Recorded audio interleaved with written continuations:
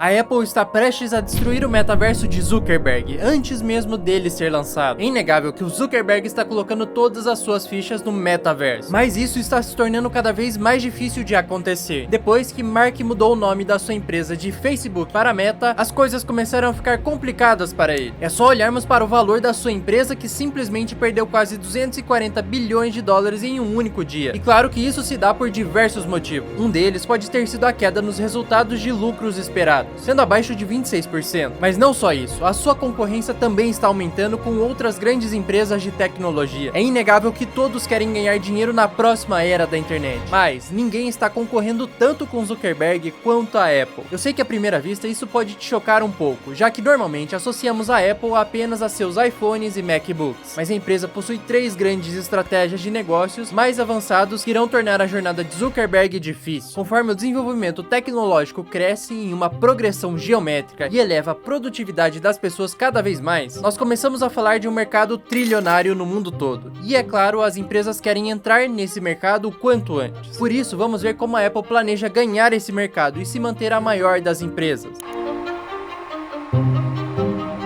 A realidade virtual fará parte do metaverso. Basta olharmos para alguns sucessos como o VR Chat, batendo recentemente mais de 40 mil usuários simultaneamente. Claro que isso pode parecer pequeno comparado a grandes nomes como o CSGO batendo 1 milhão de jogadores simultâneos, ou até mesmo o Free Fire chegando a 150 milhões de jogadores ativos diariamente. Mas se levarmos em consideração que com o passar dos anos as pessoas vão comprar cada vez mais óculos de realidade virtual, isso mostra que essa tecnologia está se consolidando gradativamente. Agora, analisando a estratégia da Apple, ela está adotando uma postura um pouco diferente em relação à realidade virtual. Se considerarmos que 10 milhões de pessoas compraram óculos de realidade virtual da Meta, esse valor é quase insignificante quando comparamos com as vendas de iPhones, que foram de 230 milhões vendidos em 2021, sendo que todos esses iPhones estão equipados com tecnologia para permitir o usuário de ter uma realidade aumentada, mesmo não sendo o foco do aparelho a realidade virtual em si. Deixa eu te explicar melhor. A Apple está muito mais focada em uma realidade virtual aumentada. Ela até chegou a criar alguns modelos de óculos tecnológicos em 1987, mas como essa ideia de produto não chegou a passar nos filtros da Apple, não vimos anúncios sobre este produto. Vamos relembrar a época em que Steve Jobs anunciou o primeiro iPhone, que só foi lançado ao público 6 meses após a sua revelação. Mesmo que a Apple não esteja associada a esse mercado do metaverso, existem algumas pistas, como nessa apresentação, que ela nos mostra se pararmos para analisar mais a fundo. Voltando para 2015, Jenny Munster, um analista financeiro, mencionou que a Apple sorrateiramente construiu uma pequena equipe de trabalho para explorar o nicho de realidade virtual. Quem aí não se lembra do fracasso do Google Glass, que foi lançado um ano antes? Naquela época, talvez essa foi a suposta tecnologia que traria uma realidade aumentada para quem usasse esse óculos do Google, algo muito inovador e esperado naquela época. Entretanto, como as pessoas que usavam esses óculos se sentiam espionadas o tempo todo e sem privacidade, além de outros diversos problemas que o produto apresentou, o projeto foi definitivamente um fracasso total e marcou a história da Google como um dos piores produtos já lançados. Isso foi um grande alerta para todo o mercado, e claro que a Apple não queria seguir o mesmo caminho e lançar produtos duvidosos para manchar sua reputação primorosa. Então eles aguardaram e foram criando com o tempo uma base completa para realmente lançar um produto verdadeiramente revolucionário, algo que realmente iria surpreender todo o mundo. O objetivo da empresa era simples: introduzir às pessoas o conceito da realidade aumentada, mas para chegar até lá seria um caminho quase impossível. Houve a necessidade de contratar centenas de designers, programadores e engenheiros que ficassem 100% do tempo em algum produto de realidade virtual. E é claro que a Apple, por ser uma das maiores empresas do mundo, também começou a comprar diversas empresas que tinham uma mínima experiência nesse mercado. Primeiro começando com a compra da Prime Sense. Essa empresa foi uma das pioneiras a criar hardware com detecção de movimento. A própria Microsoft utilizou seus produtos para a criação do Kinect, um sensor de movimento utilizado no Xbox 360 que capturava o movimento das pessoas. Quem aí não conheceu o Just Dance? Mas não parou por aí. A Apple também comprou empresas que permitiam a criação automática de cenários em uma realidade aumentada, uma visualização 3D em um plano real. Claro que para a época a tecnologia ainda era rudimentar e não convencia muitas pessoas, mas a cada ano que passava essa tecnologia era aprimorada e foi melhorando constantemente. Então depois disso a Apple comprou mais 3 empresas que estavam envolvidas na análise de reconhecimento reconhecimento facial. Foi exatamente essa tecnologia que permitiu desbloquearmos nossos iPhones com o Face ID, mas também abriu diversos outros ramos para aplicativos com reconhecimento facial. Podemos entrar em bancos, em aplicativos que precisam de senhas, todos utilizando essa forma mais fácil de desbloqueio. Já tínhamos visto essa tecnologia em grandes filmes de Hollywood, que capturavam o rosto dos atores, e também em alguns jogos que precisavam capturar os sentimentos dos atores para dar vida ao personagem do jogo.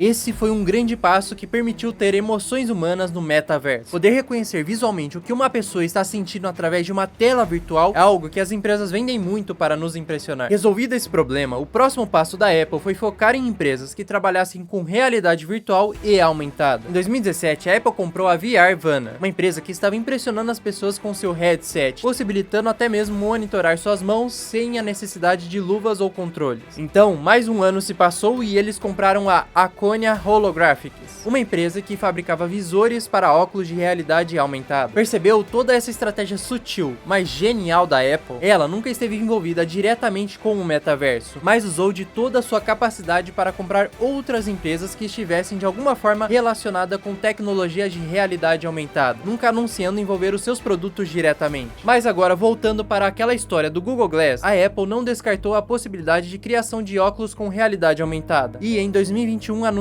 o Apple Glasses, com um design mais sofisticado e menos chamativo do que o fracasso do seu concorrente. A capacidade de geração de imagens 3D, reconhecimento facial e tecnologia de realidade virtual com certeza estarão presentes depois de anos de pesquisa. Mas, agora, devemos esperar para o que vai acontecer, pois o produto não foi lançado ainda e provavelmente está sendo testado inúmeras vezes para não manchar a reputação da Apple. Certo? Então vimos como a Apple está investindo muito tempo e dinheiro em pesquisas e desenvolvimento até agora. Mas nós também devemos focar no que a Apple já nos oferece, sem que a gente tenha parado para pensar. Vimos que o Apple Glass será o produto de realidade aumentada que competirá com os outros produtos de mercado, mas todas as tecnologias e inovações que a Apple vem descobrindo já está sendo implantada aos poucos em seus produtos. Todo ano, a cada novo lançamento de um iPhone, iPad, iMac ou Apple Watch, eles ficam cada vez mais poderosos e únicos. É perceptível como seus produtos vêm adquirindo os designs mais minimalistas e possuindo uma gama maior de sensores internos. E um deles é o sensor LiDAR, inserido nos iPhones e iPads, que permite um mapeamento 3D do nosso ambiente. Isso dá ao aparelho uma precisão maior e melhoramento das suas medições de distâncias entre objetos. Essa tecnologia foi inserida nas mãos de centenas de milhões de pessoas, e só esse sensor já permite uma realidade aumentada mais imersiva do que o Zuckerberg já prometeu. Claro que isso, até então, não seria um problema para Zuckerberg, se a Apple não fosse considerada uma das maiores empresas do mundo. Só em valor de mercado, no seu auge, ela conseguiu chegar a valer 3 trilhões de dólares. Já a Meta está valendo agora 560 bilhões de dólares. Além disso, se formos considerar o maior mercado desses dois consumidores, os Estados Unidos, uma pesquisa feita entre jovens e adultos de lá mostra que 87% dos jovens possuem ou pretendem ter um iPhone. Esse domínio que a Apple tem entre jovens e adultos faz com que a maioria dos desenvolvedores de aplicativos procurem eles. E o Instagram é um exemplo perfeito disso. Ele foi desenvolvido e feito para funcionar no sistema operacional iOS. Por isso que as pessoas que trabalham com o Instagram compram iPhones. Afinal, quem possui Android só vai conseguir postar stories com baixa qualidade, e eu também não diria que as fotos ou vídeos vão ficar bons. Isso quando você posta e ela não ficar achatada ou de ponta cabeça. Dessa forma, os usuários de Android estão ficando para trás de quem usa a Apple. E tudo isso é exatamente o que a Apple quer que aconteça. Se o metaverso funcionar, ele será desenvolvido lentamente em todos os seus produtos, assim vencendo qualquer concorrente pelo seu alto nível e qualidade. Mas as coisas não são tão simples e fáceis para a Apple. Veja esse botão. Esse simples botão de compra pode acabar matando o metaverso deles. E eu vou te explicar o porquê. Por trás desse botão existe um dos modelos mais contraditórios de negócios da história. Quando Steve Jobs estava lançando a App Store, na época foi uma ferramenta inovadora.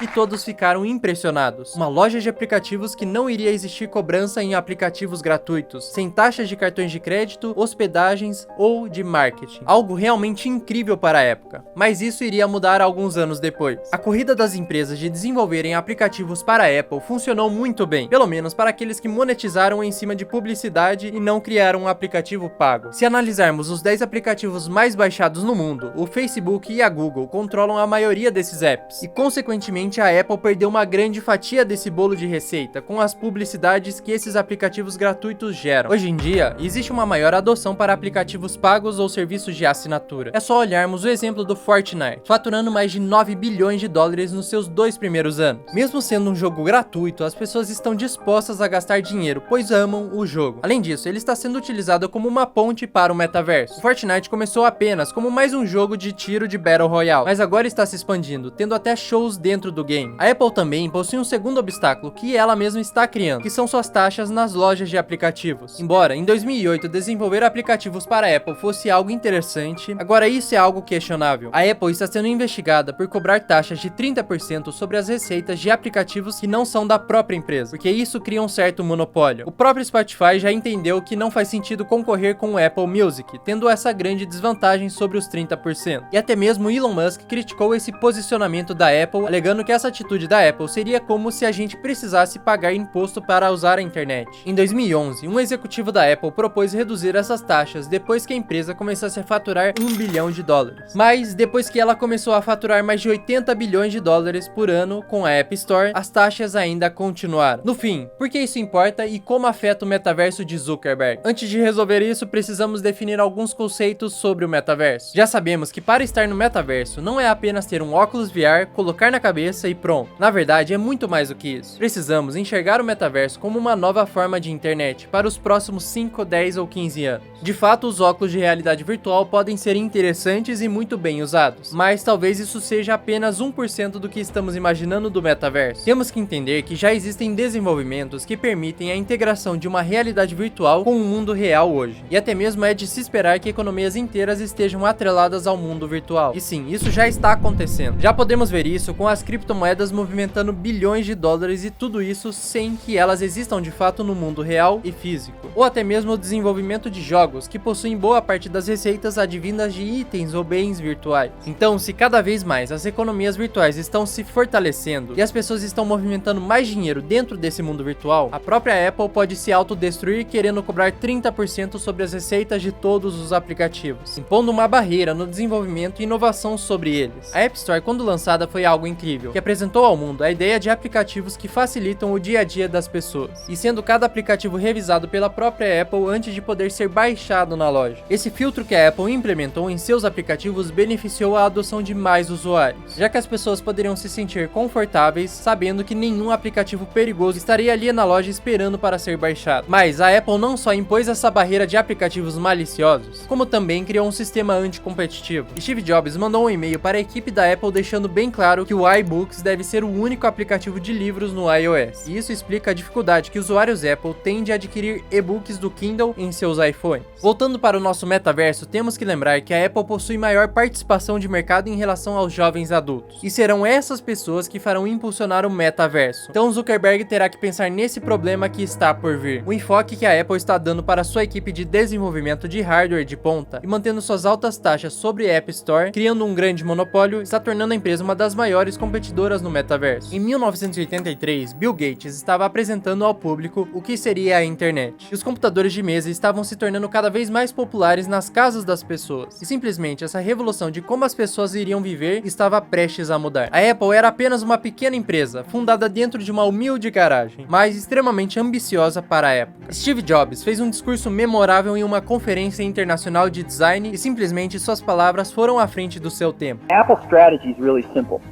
What we want to do is we want to put an incredibly great computer in a book that you can carry around with you. Não sei se você teve a mesma sensação que eu tive com esse discurso, mas aparentemente Steve Jobs estava se referindo a uma espécie de iPad. Só que curiosamente o primeiro iPad só foi lançado 20 anos depois à frente do que todos esperavam. Curiosamente é algo que acontece com empreendedores visionários. Eles conseguem prever de forma precisa tecnologias que não podemos imaginar, mas eles costumam acabar errando o tempo certo de lançamento. De fato, o iPad foi um grande sucesso, mas não em 1990, mas sim em 2010. Então a grande pergunta que fica é: será que o metaverso de Zuckerberg é uma ideia inovadora, mas executada no tempo errado, ou ela já está pronta para nascer nos dias de hoje? Para continuar essa discussão, me siga no Instagram, Eric Sekiyama. A Crypto.com é uma instituição financeira que oferece cartões de débito com diversos benefícios, como 100% de cashback no Spotify, Netflix, Amazon Prime, entre outros serviços. Além, é claro, de permitir com que você use suas criptomoedas no dia a dia com estes cartões, e poder receber cashback em todas as suas compras. Também existem outros serviços como comprar ou vender criptomoedas e a possibilidade de colocá-las para lhe dar uma renda passiva. Tem um link na descrição mostrando como você pode ganhar $25 em CRO fazendo o seu cadastro.